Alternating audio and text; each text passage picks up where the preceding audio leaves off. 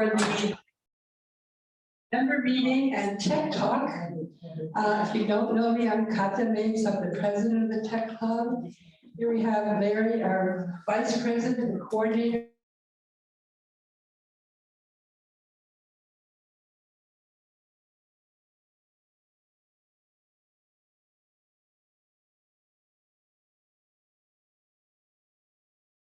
Here for the tech team. So before we start with our speaker, I'd like to bring a little business to the meeting. First of all, Tim, as you know, has been taking pictures. So on the way in or the way out, if you haven't had your picture taken, please give him a minute so he can do that, because he wants to, we're making a photo roster of all the members of the Tech Club, so we can remember the name and the face together. If you are not a member of the Sunflower Tech Club, you can come one time as a guest, but after that, we'd like you to join. It's $30 for the whole year. And that helps with keeping our lab going and other expenses that we have. So we'd appreciate if you do that. To become a member, you just get the paper at the front desk, fill it out, and bring your check, and you can also go online to the website and do all this through PayPal. We'll show you the website in just a moment. We have tried to sell a lot of extra things that we haven't needed for the Tech Club, and we're down to the fact that we still have some things left over on the table there. So today, for anyone who's here, you're welcome to take any of that you want. Just take it off the table and take it. Anything that's left, we're going to donate to a charity or a school. And that is because we found that we just didn't need those things. Recently, we sent out a survey. How many of you did the survey? Keep the survey. Oh, excellent. We appreciated your input. And from that survey, we'll be making a few changes. And also, in addition to that, we're going to redesign the Tech Lab. How many people use the Tech Lab on a regular basis? Okay, excellent. So when the HOA decides on a date for removing the carpet, because they're going to replace the carpet, at that time, we'll be taking all of the equipment out of the lab, while they do the carpet replacement, and then we'll put it back with a slightly different design than how it is now, to make it a little bit more efficient. Now, to find the results of the survey and this redesign, all you have to do is go to the Sunflower Technology Club website that Larry has very fastidiously kept up to date. Can we see that, Larry? You getting there? Okay, there you go. Oh, okay. So there's Sunflower Community. Just first, before I do that, let me share my. He's going to show how you get there. I want to share my screen here. Come on, move over. You go to resident information. I can't get. You can't get it moving? Let me get it moved out of the way so I can share my screen first. Okay, there's where I want to go. It's one of those technology things, you know. Sometimes it works just right. Sometimes it takes a little bit. Now you're seeing my screen. And so if you look up at the top of this particular screen, it's not showing up too well. It's sunflowerliving.com, which is our web page for the whole community. And then to get from there to our web page, you go to resident, clubs and groups, and then technology club web pages. And you click on that. And this is where it takes you. And this is our startup page here, our home page. And on here, we have what's been proposed to change in the lab. That's right here. That brings this up. And so what we're looking at changing in the lab, we're going to go down to 5 Windows computers from 7. And we're going to take out the 2 slowest computers that we have over there. And then the layout will be very similar to the way it is today, except the 3D printer will go away, so we had no interest in that in the survey. And we're gonna put our flatbed scanner there, which is currently sitting over in this area. The door into this space is right here on the right. And the conference room is over here on the left. So you come in, this will become a workspace with a color printer. And then you can bring your laptops in, you can bring your tablets in, you can do all of that right here.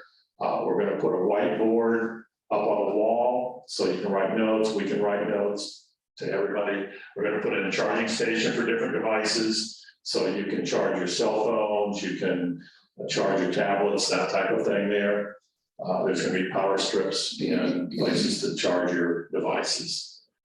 And we're going down to, well, we're gonna have 2 color printers. We're gonna have the color printer that's currently in this space will be moved over next to the cabinet.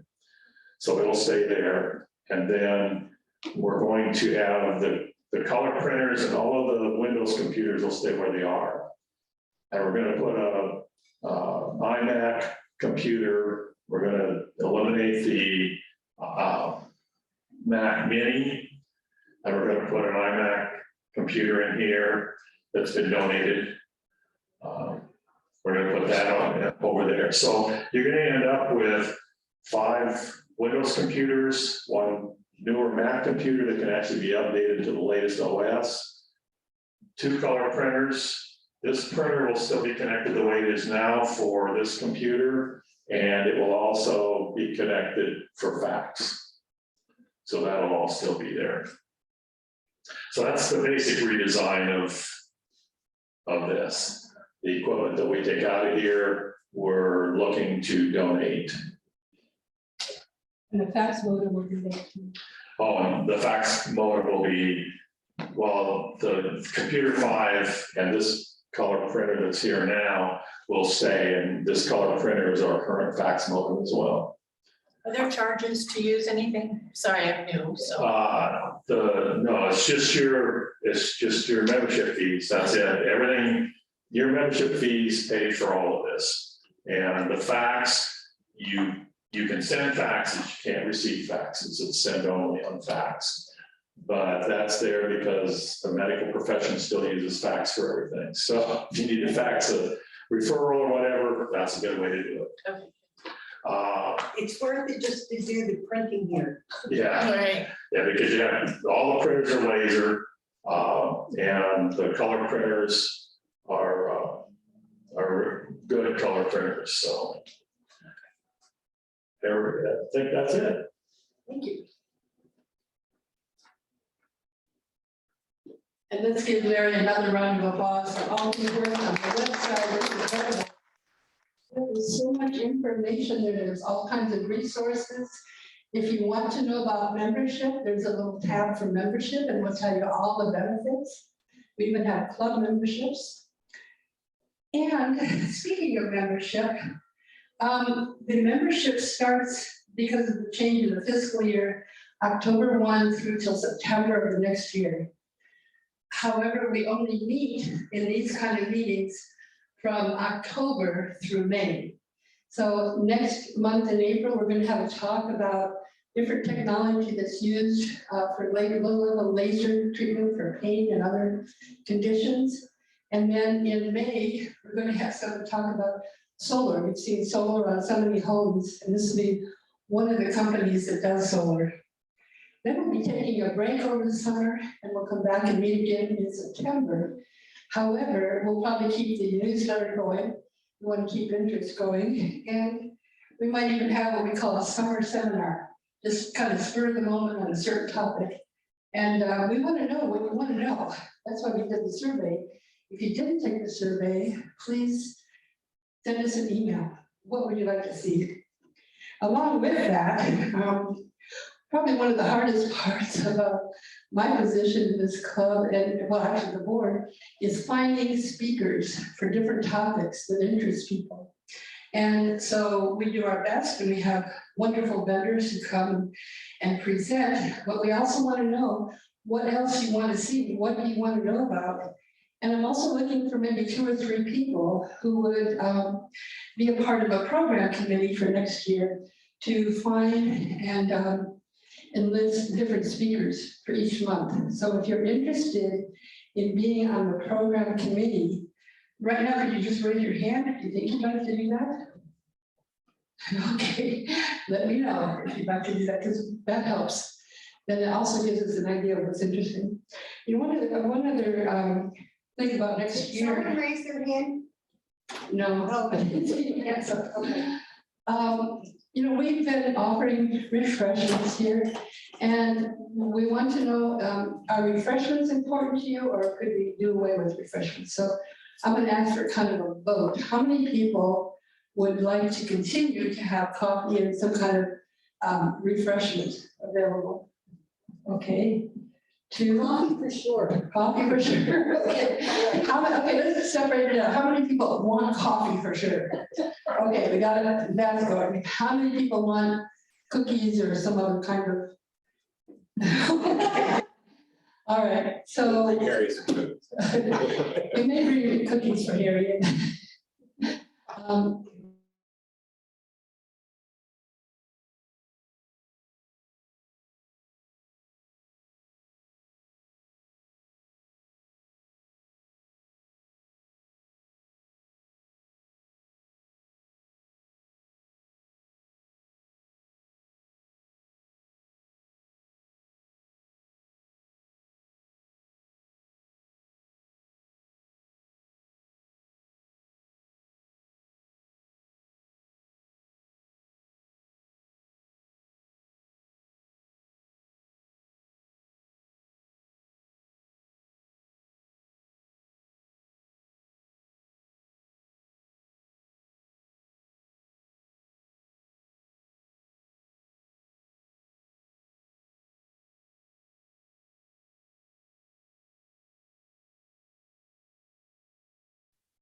I'd like to introduce Greg, who's a respiratory therapist at the Arizona Sleep Center. And he's going to tell you what he knows about sleep and sleep disorders.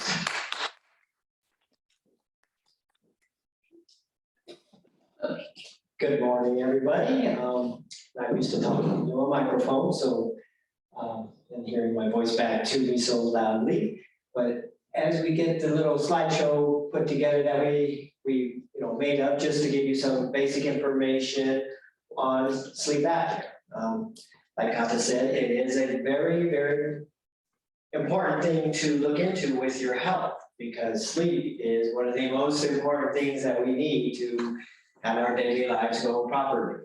So we're going to go through some basic information before we get to the technology that we use to diagnose, treat, and help with sleep apnea of all sorts and help people sleep better.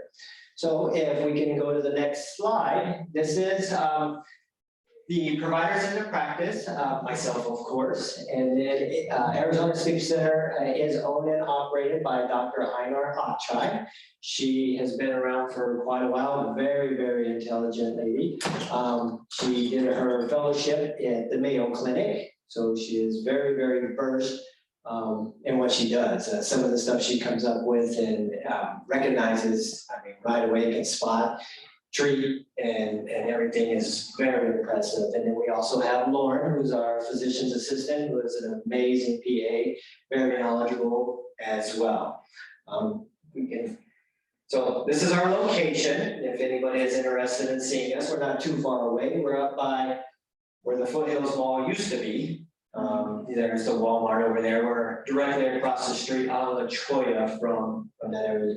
I think the Lights Foothills Drive or something like that.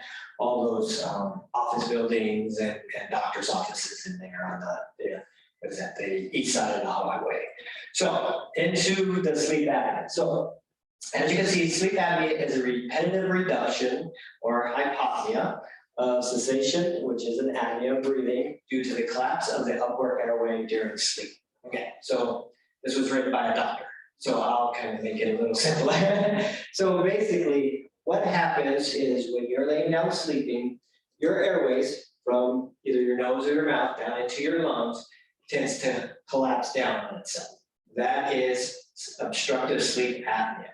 Okay, it is an obstruction of your airway of some form caused by many different, issues, which can be, diagnosed by a sleep doctor. And then that is the basic and the easiest way to put it. If you wanna, and actually an estimated of 25% or more of overweight adults have obstructive sleep apnea, which is what OSA is.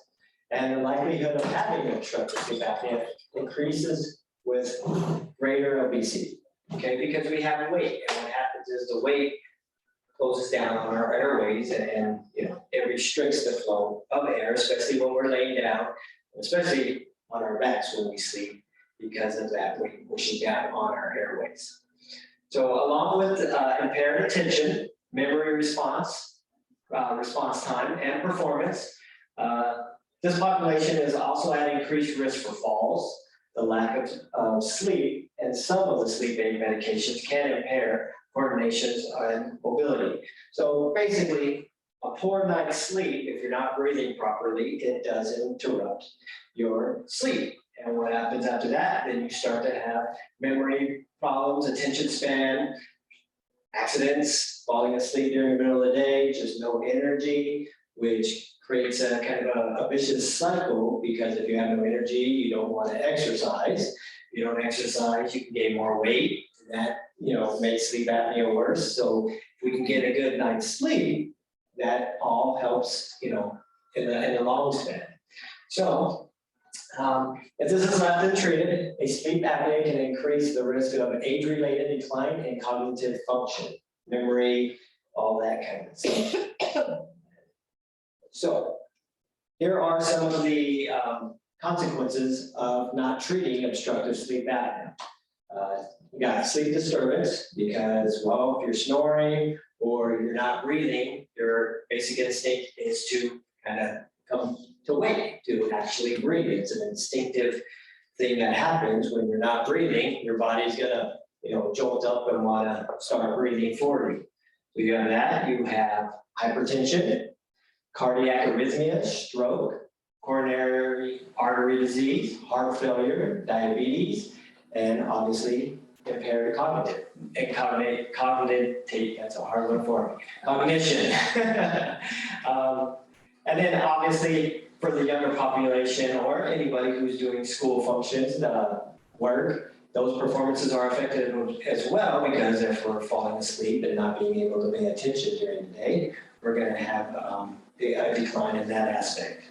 So, and then obstructive sleep apnea, believe it or not, has also been linked to insomnia, where you can't sleep. It just throws off your whole sleep cycle and just causes a really vicious cycle and not getting quality sleep.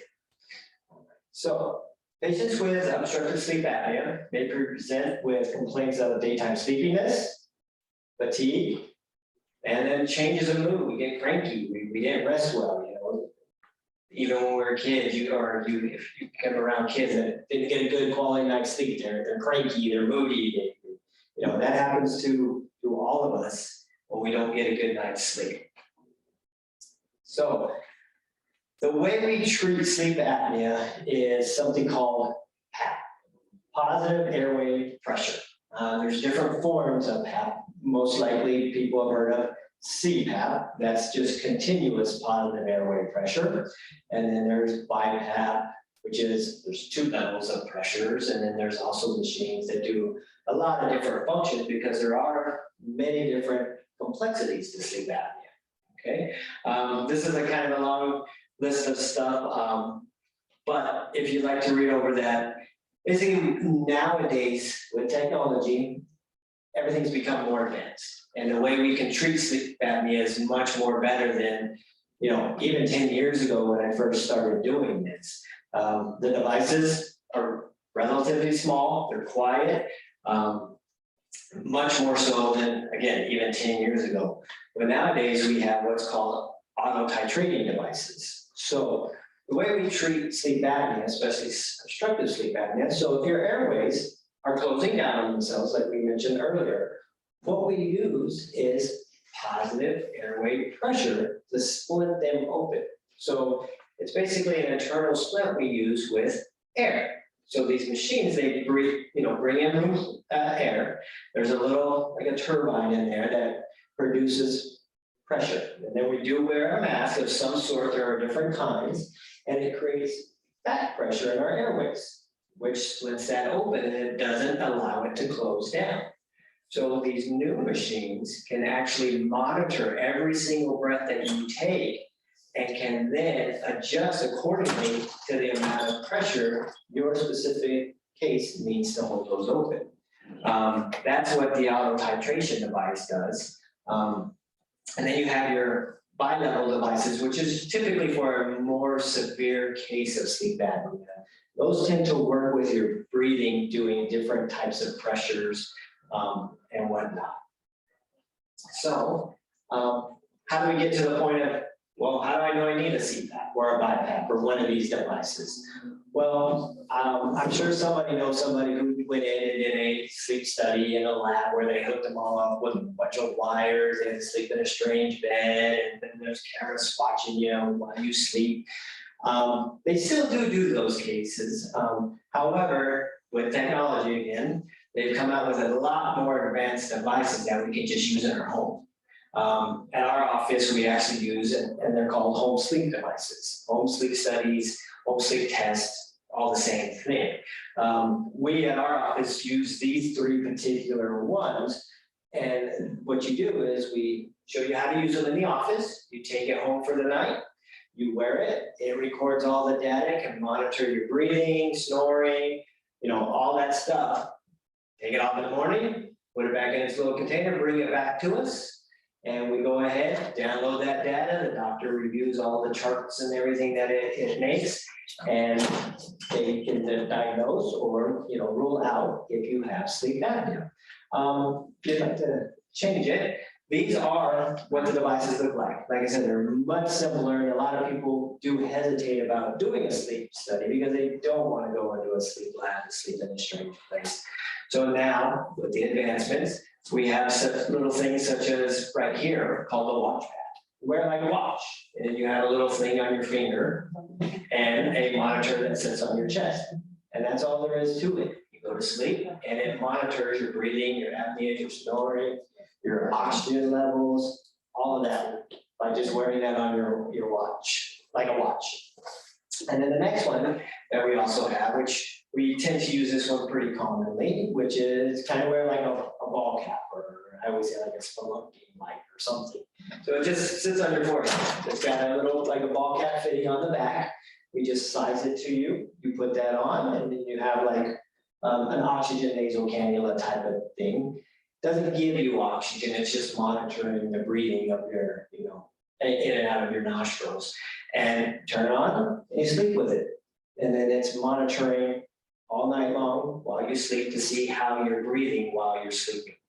And then the last one that we have is fairly simple as well. This one you just put it, it's like I've got a little belt, wear it on your chest, you have a little pulse ox to check your oxygen. And then that one has a cannula as well to monitor your airflow in your nostrils. So these are the three ones that we use. There are a few other, home sleep devices on the market that maybe a different, doctor's office might use, but these are three very popular ones that are very easy to use. And like I said, they do a very, very good job at diagnosing. Again, very advanced technology. Don't ask me how they work. I know they do work, but I have no idea how those little devices can monitor so well. But they're spot on. And we know this because we put them on people who have been diagnosed in a sleep lab with sleep apnea. Put one of these on just to kind of compare. The results come back very, very close in accuracy. So they're really nice devices. So what do we do if you take one of these home and it comes back that you have sleep apnea? Now, there is a criteria to be diagnosed with sleep apnea, which is your airways have to close down at least 5 times or more every hour.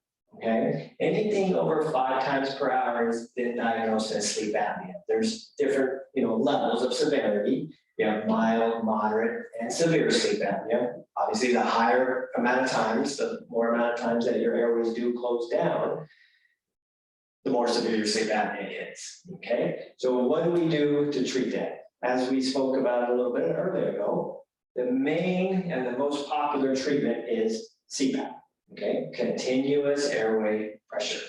And we're just lifting your airways open to not let them close down on themselves.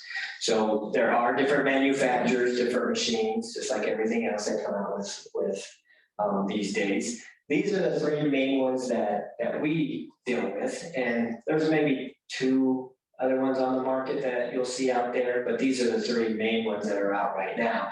And the 2 bottom ones are the newest ones that just came out probably within the last, 6-7 months. If we want to change the slide, we'll see visual aids of this. So this is the Resident iGrids. This one is just the newest one on the market right now. They sit on your nightstand. They're really quiet. They have built-in heated humidifiers because, as I keep saying, we're to push air in your airways to split those open. So one of the side effects of CPAP, and really the only side effect, is just dryness because we're just pushing, an amount of air into your airway. So they come with heated humidification to help, ease that dryness that you come up with.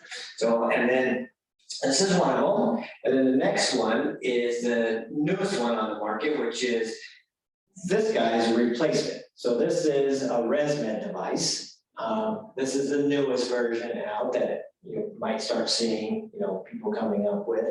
And again, just a really nice little unit, so they're not so, they're not an eyesore. It's not this big box that they used to be that were loud and just took up the whole nightstand.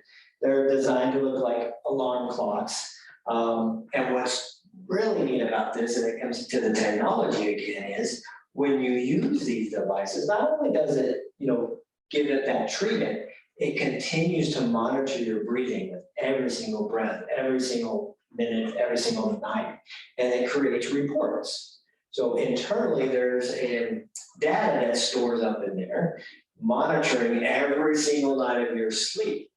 That way, we, as the clinicians, can actually make sure that everything's set properly for you and it's actually working. So when you get one of these, after you get one and you get started and you're using it for a while, then you schedule an appointment, you come back in and we take the information from that machine and we know if your airways and your obstructive sleep apnea is being treated properly.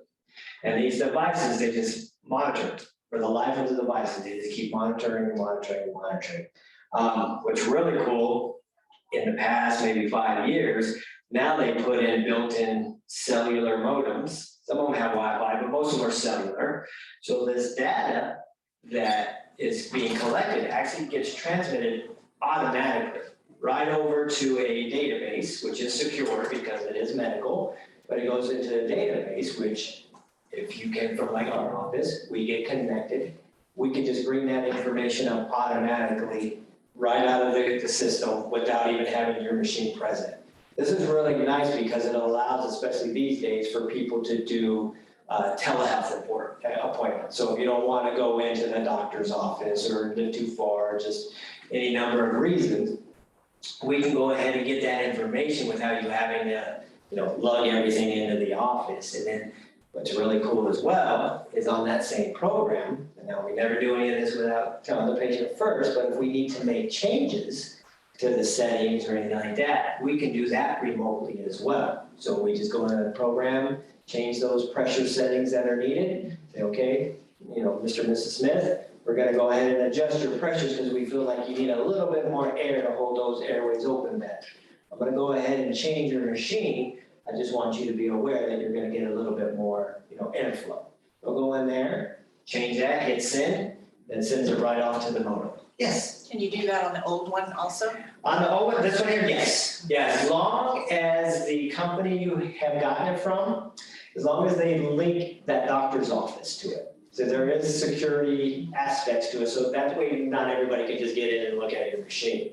There's it has to be a selected physician or, anything like that, it's called a durable medical equipment company, has to link that doctor's office to it. Typically what will happen is if you're not, and you go in for your, first appointment, we find out where you got your machine from, and then we'll contact them and ask them to give us access to it, and then they just click a button, because, the doctor's in the system, and then it links it, and then that can be done, yes. So, and then the other one that, see, this one here is the Restaurant's DreamStation 2. This is one of the newer ones out, very small model, lightweight. And that's the thing, again, with technology, everything just gets smaller and smaller, lighter weight, easier to maneuver around because, when you travel, you take your sleep apnea with you. So you want to take your device with you. So that's nice that they're getting really small. So they're easier to move around and take with you. Next one is that the last slide? No, one more, okay, so, I know we're coming to the end. This right here, a lot of people are concerned when they're using these devices, well, I want to make sure that everything's nice and sanitary. There are aspects that you can do as far as washing your equipment once a week with soap and water, just soak it and all that kind of stuff. But as technology continues to advance, we find better ways of doing things. So there are things on the market like this. It's called a Patling. It's right here. And what this uses is ozone. So it's a type of gas. It's basically oxygen, and you add one more molecule to it to make it, instead of O2, it's now O3. And no bacteria or anything like that can survive in ozone. So what you do is you take your mask, the tubing, and your water chamber that you've been heating up to create that humidification, and you put them in this little bag, and the machine's about yay big, push that, and it creates ozone, just sucks in room air. It's got some kind of technology to add that extra molecule, and it will push that ozone into that bag, sanitizing all of your CPAP equipment to make sure you don't have any buildup bacterial kind of issues or anything like that. Now, these are just kind of add-on items that are not, you don't have to have these when you get this type of equipment, but a lot of people do appreciate it because it takes out a lot of the work of actually having to manually wash your equipment. So these are really cool. And again, everything's just getting smaller and smaller. These are totally portable, rechargeable. You just, plug and play and it's good to go. So that is pretty much it. I mean, we can go into really great detail, but I'm already kind of gone on pretty long. Yes. So are you ready to take questions? Yeah, I am. Okay. Yeah. I have a few for you. So I have that one. Oh, this one here. Okay. Yeah. And I figured out on my own how to do reset on it and change the pressure and all that stuff. And I regret that I did. Yeah. Yeah. So now I don't know what it's supposed to be at. And my sleep study was 2011. So I mean, It was a while ago, yeah. yeah. So is there ever a time when you should go have another sleep study and see, or? Yeah, because things change over time. They do. And that's why these home sleep studies are so nice for somebody just like you that already pretty much knows you have sleep apnea, but we need to see where you stand now. We don't need to go through all the, bunch of wires and all that kind of stuff, because more likely you're gonna need CPAP. So we actually recommend, if it's been over 7 years, to have a new sleep study done to get a baseline to see where you need to start. And depending on your machine, like you have the ResMed here, but they do make different variations. If it's an auto machine, if it's the AirSense 10 Auto, the way you find out, it's listed right here by the water chamber. It says auto set. That means it can be set to a range of pressures. And a lot of times if you just set that range of pressures, the machine will find out what you need to be set at because it self-adjusts within those parameters. But yeah, it is pretty important to get into to do a follow-up, especially since it's been 11 years. Right. Yeah, it's always a good idea just to go in there. And again, it's a lot less, it's not any ever painful, but you just go in, Right. talk to the doctor, they prescribe a home sleep study Yeah, test. that's good. And you do it, you just get it all redone and then you have the doctor decide what pressure setting would be best for you based on all that. And then one last question is, what do you think about Inspire? Inspire is really new. There is a criteria that you have to fit to be able to, get prescribed Inspire. It is an implant. It's almost like a pacemaker. So it is a surgical procedure. It is implanted underneath your skin. Again, technology. And there's a lead that goes up into your throat, which kind of stimulates your airway to open. Obviously it's a lot more to it, but that's the basic way that it works. Just kind of keep it simple. So those types of devices, or that specific device, is actually handled by an ENT, an ear, nose, and throat doctor. And I think there's only one in town that does it. But what you do to get to the Inspire, or if you can, you do have to go and speak with a sleep doctor, discuss CPAP, and basically you have to qualify if you want to see if your insurance will cover it. From my understanding, it's kind of quite a lot of hurdles you have to jump through at this point because it is so new to get the insurance companies to cover the cost, and you just have to show that CPAP doesn't really work for you. Thank you. Question. Yes. Hi, the Mayo Clinic did something like that, and they do it there. Yeah, I'm sure they do. They Yeah. do, because that's how the insert was. Yeah. Okay, yeah, they obviously have those up in Phoenix, at the Mayo Clinic, and you're probably right, they probably do have somebody to do it there. But here in town, I believe there's only one. Not because a lot of people that went down to 9/11 got sleep apnea. Oh, okay. Oh, very good to know. Yeah, see, we learned something here. A lot of people from the 9/11. My husband went down there the second day, and he had to have hip surgery. And the doctor, the orthopedic, said that, do you have sleep apnea? And he told me that he was down at 9/11 at the pit, and then he wouldn't do the surgery until he had a sleep apnea test. Yeah, that is like a lot of things for With surgery. with medical, practice and stuff like Yeah. that. Yeah, and it is, and a lot of times, people who don't think they have sleep apnea will go in if they have to have a surgery. They come out and the surgeon's like, you need to go get tested for sleep apnea because you're not breathing at all when you're And out. that's So, why the surgeon said to my husband Yeah. that, you don't, that I'm not going, because he was sued because his woman did not tell him that she had sleep apnea. right, yeah, and they'll make you have proof that you did get your machine and that you're using it before they will do the surgery. That is, yes. Because they use the machine while you're in surgery. Yep, yeah, they're amazing machines and they will keep you breathing. They're a little bit, takes some getting used to. CPAP users who've used it know that beginning, process that it is a little bit of an adjustment to sleep with one of these devices that a mask on your face. But once you start using it and you actually start getting quality night's sleep, most people really do tend to take to them and don't want to sleep without them. You know much about Medicare? A little bit, yes. Do you want to tell them what's covered? For Medicare, again, same process. If you were thinking that you may have sleep apnea or somebody's ever told you, hey, you make a lot of noise when you're sleeping, you get all this away. That's usually how people find out. They go on a trip with somebody and they end up sleeping in the same room and the other person can't sleep because they're snoring or, I heard you gasping for breath. I was scared, So the first step is obviously go in and see a sleep doctor, have the sleep test. Medicare will typically cover all that with no issues.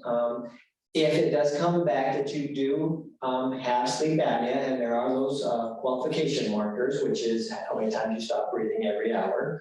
So if it does come back with that, and you do meet that criteria, Medicare then will allow you to get one of these CPAP machines, and they do, usually what these are called, this is called durable medical equipment. Medicare, what they'll do is, with durable medical equipment is 80-20. They cover 80%, you're responsible for the other 20% unless you have a secondary that typically will pick up that other 20%. When you do get one of these devices, well, Medicare wants to make sure you're using it. So they have what is called compliance. So that comes back to the data of the machine. It's got to show that you're actually using the machine a certain amount of time and a certain amount of hours, and that it's actually working for you. So you have to do those types of things for Medicare to, continue to cover the cost of your device. They do pay for it outright, but they do it over a 13-month period, and just like rent a home. After that, then you own the machine, and then they will get you new masks, new filters, new tubings, and new water chambers periodically through your insurance. And obviously, if you come to that point, the medical equipment companies will definitely keep you up to date on that information, because they want to get you your supplies And I think that they will replace your equipment every 5 years. every 5 years. And the same goes with just your run-of-the-mill HMOs and PPOs. Typically, they follow the Medicare guidelines to a T. Medicare writes the rules, everybody else just kind of follows along. So, in your case, if you've had the machine for, close to 11 years, or 10 years or something like that, you would possibly be eligible to get a new one through Medicare. Yeah. And maybe one of the AirSense 11s. Any other questions? You have on the table there, if you're interested, the card and the brochure. Yeah, you got the brochures and the cards, and we're not too far away. If you have any concerns, or if you know anybody, just ring a bell like, hey, and Linda, she's always doing that, keeping me awake or something like that. Feel free. It's the appointments are very, very nice. We just come in and talk to you to begin with to see what's going on. They're non-invasive. It's a very easygoing process, honestly, to see if you do have sleep apnea. Well, again, thank you for having me and letting me speak to you guys today. It was my pleasure. I'm gonna hand the mic back over to Katha. Thank you so much, Greg. Even though I have sleep apnea, I learned some things today too, so we can always learn. And that's what's great about this club. We have different tech talks on so many different things that, even those of us who have some level of understanding about technology, we can still learn. There's some of us who are just beginning, and some medium, and some are way up there. But and again, that's why we like it when you offer to speak about a topic. Just out of curiosity, how many of you are Apple users? You have an iPhone, iPad, and so forth. And how many of you use like Windows, a Windows PC, or an Android phone?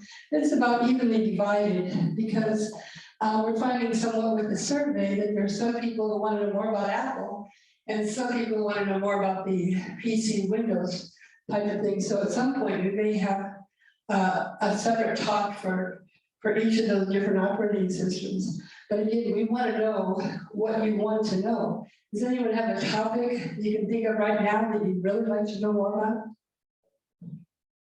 We've had problems casting from our mobile devices or PC to the TV. And we sort of have it figured out a little bit, but that casting is.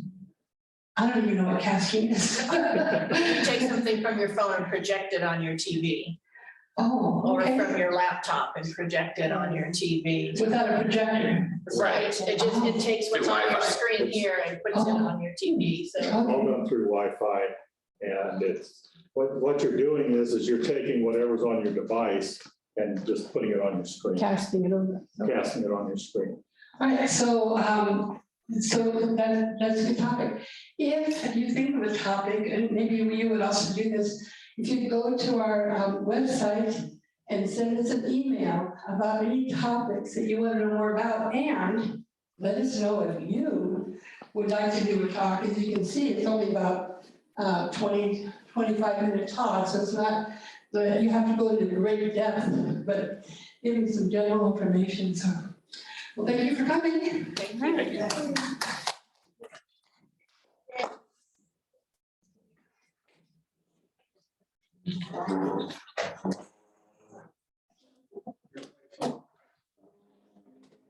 you.